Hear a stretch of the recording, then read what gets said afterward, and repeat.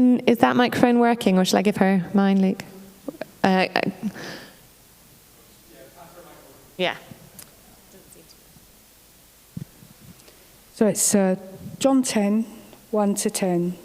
The Good Shepherd and his sheep. Very truly I tell you, Pharisees, anyone who does not enter the sheep pen by the gate, but climbs in by some other way, is a thief and a robber. The one who enters by the gate is the shepherd of the sheep. Gatekeeper opens the gate for him, and the sheep listen to his voice. He calls his own sheep by name and leads them out. When he's brought out all of his own, he goes on ahead of them, and his sheep follow him because they know his voice. But they will never follow a stranger. In fact, they will run away from him because they do not recognize a stranger's voice. Jesus used this figure of speech that the Pharisees did not understand what he was telling them. Therefore Jesus said again, very truly I tell you, I am the gate for the sheep. All who have come before me are thieves and robbers, but the sheep have not listened to them. I am the gate. Whoever enters through me will be saved. They will come in and go out and find pasture. The thief comes only to steal and kill and destroy. I have come that they may have life and have it to the full. Thanks so much, Tricia. Hello, everybody. Before we get stuck into our passage today, I've got a really good sheep story that I can't resist telling you. I don't know about you, but when I was little, and people were talking about these stories about the sheep hearing the shepherd's voice, they always had to explain that sheep in that part of the world at that time weren't like Scottish sheep wandering about the hillside, just doing whatever they wanted, only being gathered together very occasionally, maybe once a year or so. But they actually had to follow the shepherd all day long. And I guess it kind of put this into my head that that was something that happened far away and long ago, and maybe wasn't quite so relevant to me. Several years ago, definitely pre-COVID, I was on a family holiday near just south of Ullapool, Little Loch Broom, and we were walking along a road. It's one of those roads where sheep actually are wandering about, because they can go anywhere, and it was quiet enough that it wasn't a hazard. And this particular day, we were walking up the road towards Dundonald, and I seem to remember it being a bit of a misty day. Actually, there wasn't a sheep in sight on that particular day, but there was a man. And he was standing outside his cottage, outside the gate, on the road, and he was just shouting. And I think we sort of probably edged slightly to the other side of the road and kind of, smile and wave. And he sort of must have grinned at us, and he said, I'm not crazy, I'm just calling my sheep. And we sort of looked round, and literally no sheep anywhere in sight. Nothing. And so we just again sort of smile and wave, just yes, okay, let's just move on quickly. And we walked on up the road. And then I can't remember how far up the road. We were definitely out of sight of this man when we saw the first sheep trotting down the road. And then we started seeing them in ones and twos. And I don't know if you've been in the Highlands when you've seen sheep up in the hillside, but normally they're just in eating. They're not, if they move, they kind of scramble out of your way. But these sheep were all trotting purposefully in one direction. And then we began to see little clumps of 4 or 5 or 6 sheep all running down the hillside, literally running. And they were all running in the same direction. And it must have been the next mile or so. Definitely we were out of earshot. We kept coming across sheep all running. And it was my first ever experience of saying, these sheep, I can hear this man shouting. He's not crazy after all. So the first thing I want to say to you is, even Scottish sheep can hear the shepherd's voice. So the last few weeks we've been looking at the I Am series in John's Gospel, and there's no prizes for guessing, as I said already, which gate, which we were doing. We're doing the gate today. And last week, Andrew Strausenberg reminded us of the setting of these sayings in John's Gospel. We were reminded that it was John's explicit purpose in writing this account that you might believe that Jesus is the Christ, the Son of God. In fact, another Scottish reference, that apparently that should be the Scottish expression "yous" would be more appropriate, that yous may believe that Jesus is the Christ. And also, apparently, that there's a little bit of ambiguity with the grammar in that sentence, so it could actually read that yous may go on believing that Jesus is the Christ, the Son of God. And why does John want to do that? Well, he seems to think that it's going to lead us towards something that he calls life. Now, I'm glad we have the disciples' response recorded in these Gospels. In the version that I've got in front of me, it says they do not understand what he was telling them. They did not understand what he was telling them. And I think that might refer to the disciples. We're told not for the first time that they didn't have a clue what this figure of speech meant. And I'm comforted by that. There's so many visual images here. How do we figure out what Jesus wanted his disciples to learn? Now, if we think about the beautiful lyrical opening that we see in John's Gospel, we realise he's a skillful writer, and nothing in his Gospel is just randomly placed there. He didn't just think, I remember Jesus saying that saying, I'll just shove it in there. So nothing is there by accident. So we can't take this passage or passage today in isolation. What has just happened to make John recount this saying of Jesus at this particular point? What incident had just happened that Jesus wanted to use as a teaching moment for his disciples? So we have to go back and read the story, or we're told the story in John 9. It's a story of the man who was blind from birth and his healing. Now, Malcolm already looked at this story when he explored the I Ams, the light sayings. He talked about light as the source of life, light as illumination, and light overcoming the darkness. But what else is in this story? Well, if we look at the story, it starts off with a judging. It's judging the man that's born blind. I've realised that they've got this story up from here. Please don't panic, I'm not expecting you to read this. This is just to illustrate something of a pattern that I'm going to show you. So at the very beginning, there's the disciples who are asking, Rabbi, who sinned, this man or his parents, that he was born blind? And that was a proper question for disciples to ask their rabbi. Sort of, which school of thought do we adhere to? Are we going to go with the one that says, like in the Ten Commandments, the sins of the father are going to be visited on the children? Or are we going to go for the version in Ezekiel which says, the soul who sins is the one who will die. The son will not share in the guilt of the father. So the assumption made is that this man who was born blind had his physical disability because of sin. And the question the disciples are coming with is, well, whose sin was it? And here we come across the first paradigm shift, because Jesus tells them that neither is the case. They have to change their perspective to learn a new way of looking at things, have a new mindset.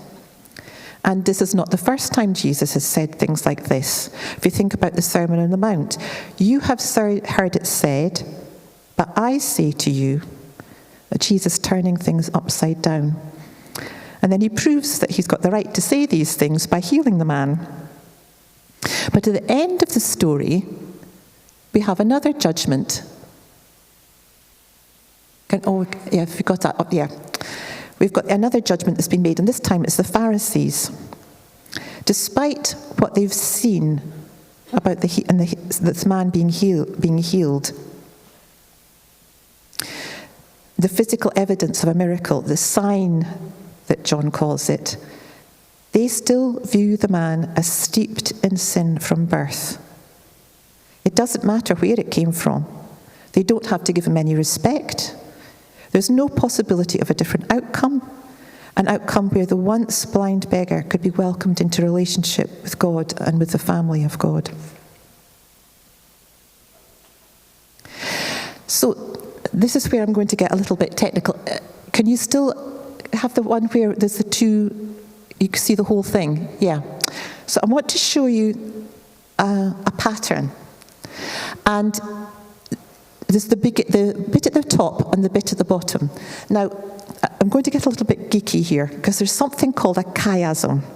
And it's where it was a literary device that writers of the Bible used. And it wasn't just them, it was a fairly common way of exploring ideas. Now, in our Western society, we're used to, if you want to prepare something to say, you have a beginning, and you have a middle, and you have an end. And the conclusion or the punchline should usually come at the end. But that is not how a lot of the writers of the Bible were writing. What they had was almost like bookmarks. They have something at the beginning and something in the end, and you're meant to look in the middle for the punchline. The key thought that they're trying to draw your attention to is something in the middle. So when I was looking at this and I noticed these two judgments, so I thought, well, what's the middle section? And the middle section is that some of the debate that's going on amongst the Pharisees, amongst themselves, they're trying to work out who this man is. Some of the Pharisees said, "This man is not from God, for he does not keep the Sabbath." But others answered, "How can a sinner do such miraculous signs?" And so they were divided.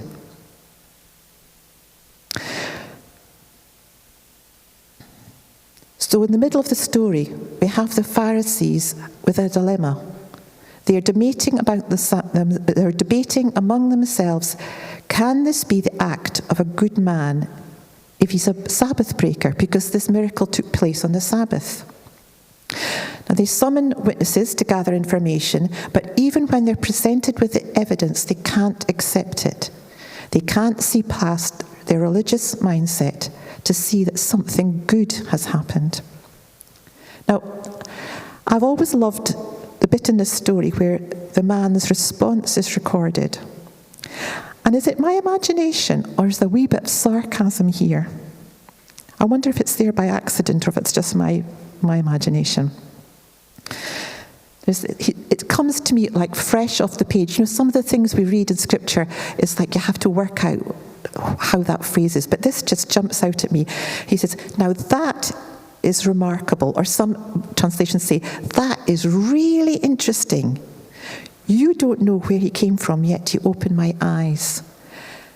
The man comes across to me as gallus. It's a good Scottish word for a mixture of boldness and cheekiness. He's the one who recognizes goodness when he experiences it. Before he even sees Jesus with his newfound sight, he understands that he must be from God.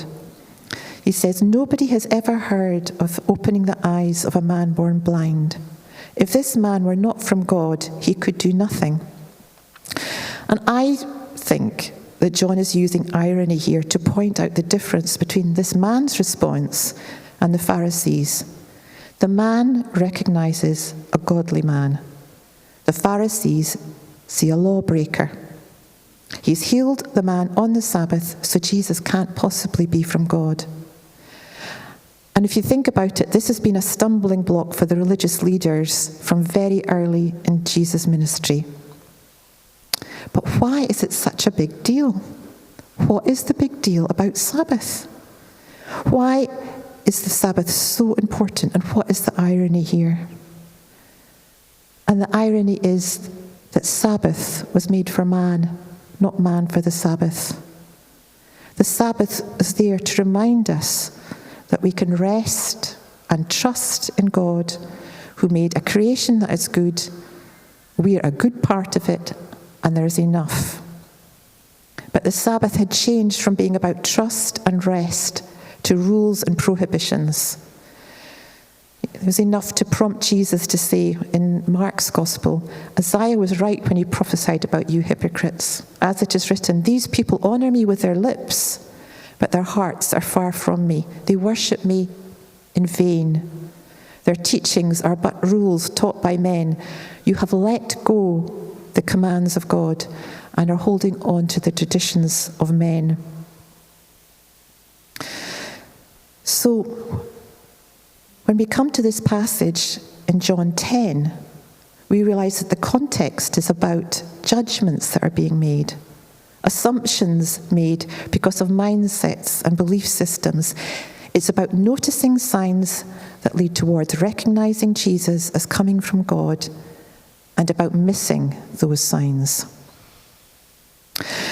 Now, in this figure of speech, there are so many visual images. There's the sheep pen, and there's the gate, and there's the watchman, and there's the shepherd, and there's the sheep, and there's the thieves and the robbers.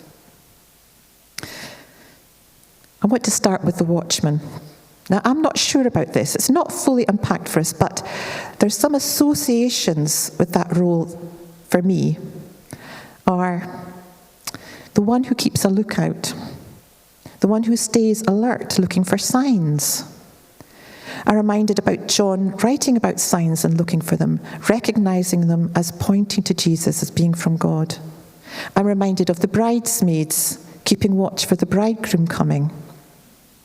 So I'm wondering whether we are called to be the watchmen. Are we being challenged to be alert for signs that reveal Jesus as God? To see the ways that lead to life and to choose them? The once blind man sees the sign and it leads him to the conclusion that Jesus is God, and he worships him. And the Pharisees think he's blasphemous. I can't resist the opportunity here to fit in a quote from a fellow Aberdonian. Yes, something good can come out of Aberdeen. This is a man called John Duncan. In fact, he was so steeped in biblical languages and cultures that he had the nickname Rabbi John Duncan, and he was saying this in the 1800s. Christ either deceived mankind by conscious fraud, or he was himself deluded and self-deceived, or he was divine. There's no getting out of this trilemma. It is inexorable. And I love the fact that at the end of the story, in Matthew 9, this man worships him. We're not told how he worships him, but we're told that the man comes to a place of worship of Jesus. So, okay, now let's think about the sheep pen. That's an enclosure designed to keep the sheep safe, and Jesus says that he is the gate of the sheep pen. Now, you're thinking about an enclosure which was designed to hold the sheep, and I mean, you see these in Scotland too, don't you? And the gate, the entranceway is narrow enough for one person to stand in it and block it, and nothing can come in and out if it doesn't get past him, whoever's standing there. Now, it's a reference to a movement in two directions. One is coming in, protecting the sheep in the sheep pen, and the other is going out and finding pasture. This is the movement in and out of the sheep pen. It's not a static thing. There's freedom to go in and to come and to go out. To come in for shelter and to go out and find pasture. I was been reading a book by somebody called Lesley Helfer. He's got a commentary on John.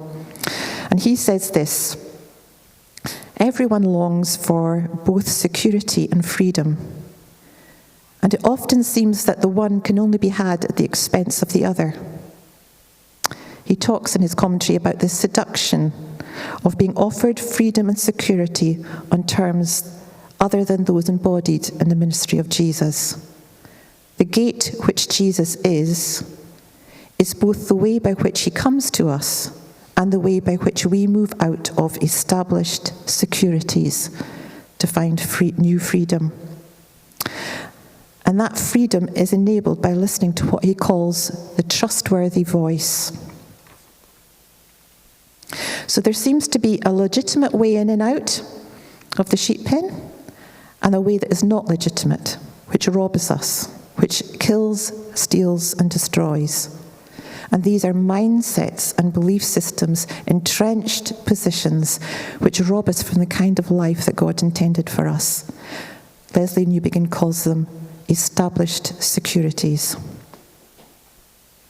So there are voices which are legitimate for us to listen to, and ones that are not legitimate, which will kill, steal, and destroy.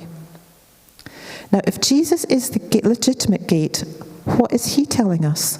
What story does he want us to listen to? And I think it's the story that was established right at the beginning. It's the story of the Sabbath.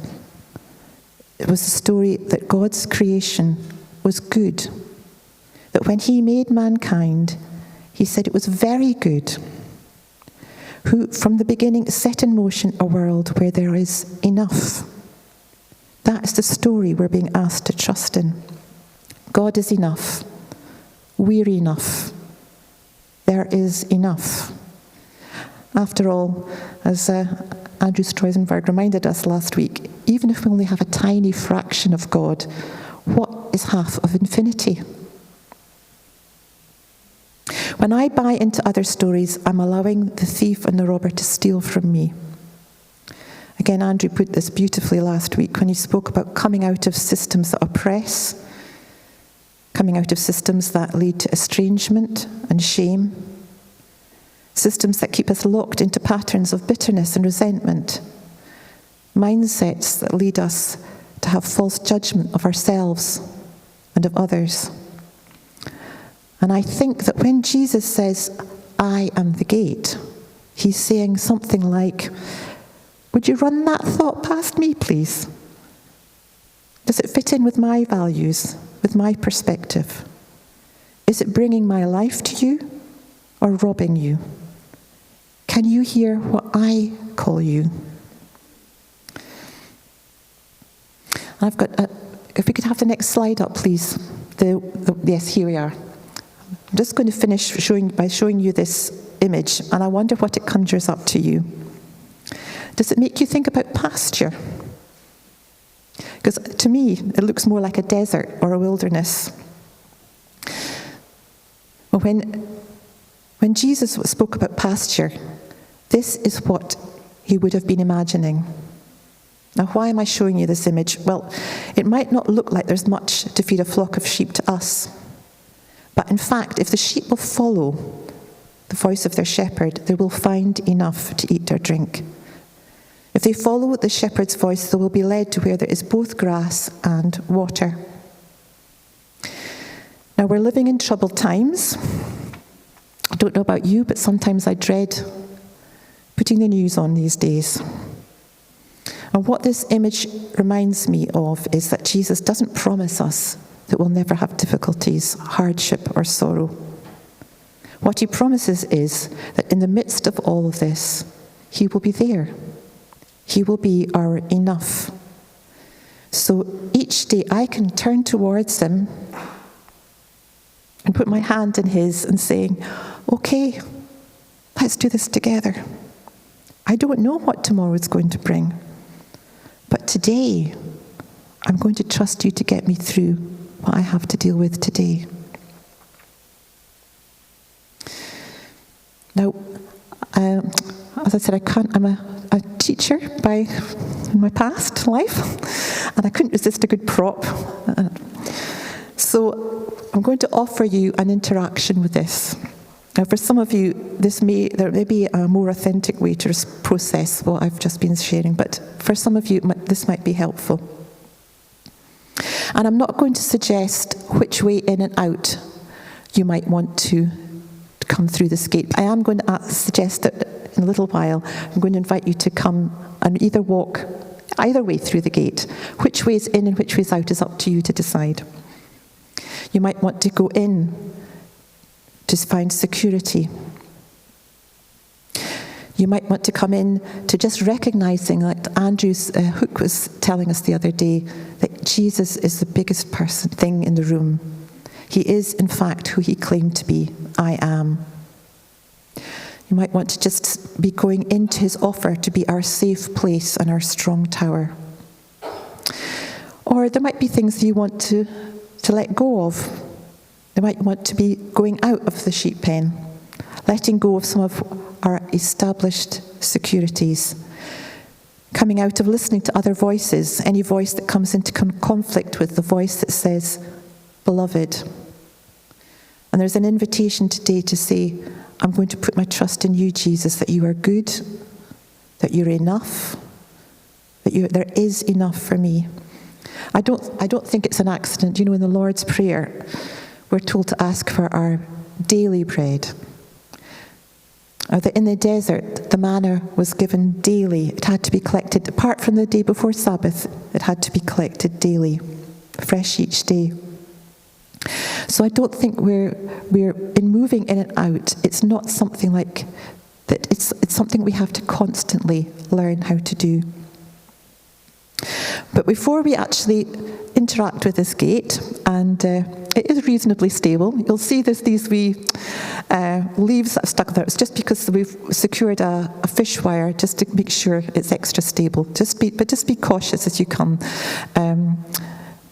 One of the people who made it was saying they would do it a different way if it would make it slightly more stable it was more their prototype. But before we do that, I'm going to ask Jan to come and read a blessing over us. I'm asking Jan because she's the person who introduced me to this blessing. And I'm going to ask her to read it twice because I want you to, just the first time she reads it, I just want you to listen.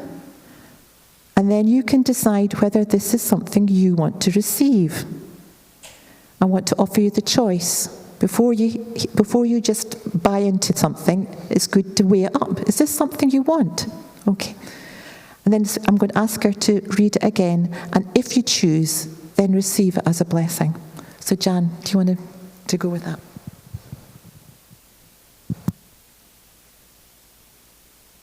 So maybe decide whether you want to have your eyes open or your eyes closed, how you might like your body to be as you settle into this moment.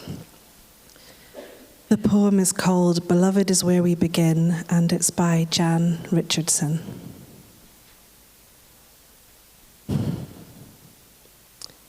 If you would enter into the wilderness, do not begin without a blessing. Do not leave without hearing who you are. Beloved, named by the one who has traveled this path before you. Do not go without letting it echo in your ears. And if you find it is hard to let it into your heart, do not despair. That is what this journey is for. I cannot promise this blessing will free you from danger, from fear, from hunger or thirst, from the scorching of the sun or the fall of the night. But I can tell you that on this path there will be help. I can tell you that on this way there will be rest. I can tell you that you will know the strange graces that come to our aid only on a road such as this, that fly to meet us bearing comfort and strength, that come alongside us for no other cause than to lean themselves toward our ear.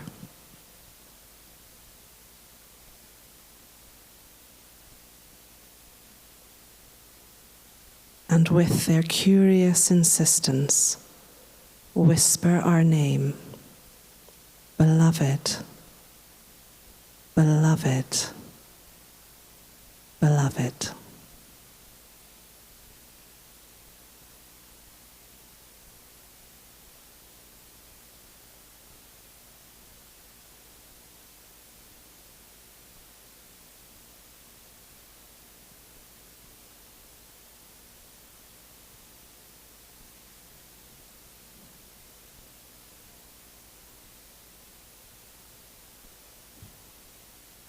If you would enter into the wilderness, do not begin without a blessing. Do not leave without hearing who you are, beloved, named by the one who has traveled this path before you. Do not go without letting it echo in your ears. And if you find it is hard to let it into your heart, do not despair. That is what this journey is for. I cannot promise you that this blessing will free you from danger, from fear, from hunger or thirst, from the scorching of sun or the fall of the night. But I can tell you that on this path there will be help. I can tell you that on this way there will be rest. I can tell you that you will know the strange graces that come to our aid only on a road such as this, that fly to meet us bearing comfort and strength, that come alongside us for no other cause than to lean themselves toward our ear.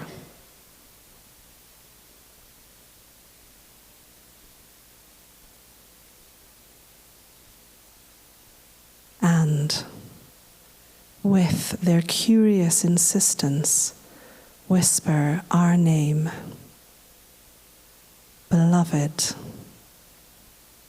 beloved, beloved.